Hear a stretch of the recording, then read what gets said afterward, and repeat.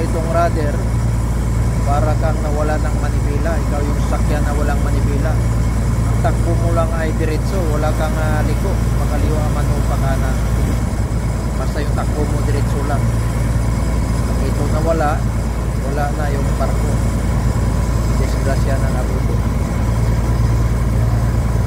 So, nililinis namin yung propeller nya para mas maganda yung kanyang ikot.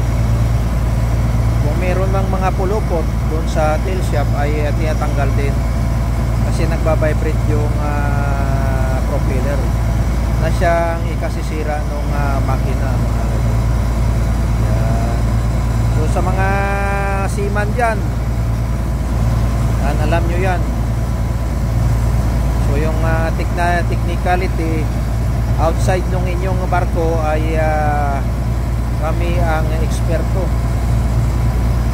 Kami yung nakakaalam ng sitwasyon ng inyong hull, sitwasyon ng inyong propeller, switches, mga transducer o yung eco sounder, speed dog, tsaka yung eco sounder nyo, transducer tawag yan, yung cooling system o yung switches, yan, yung mga scrubber overboard sa mga hindi nakakaalam dyan, yan.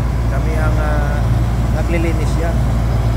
Pag mayroong mga butas yung barko ay kami ang nagwe-welding dito sa labas. Diver lang ang gumagawa niya. Pwera na lang kung iaakyat nyo yung inyong barko, dry dock, saka pa lamang marirepair. Pero pag dito kayo sa Angkurahe at during sa inyong biyahe, mga diver ang gumagawa, commercial diver.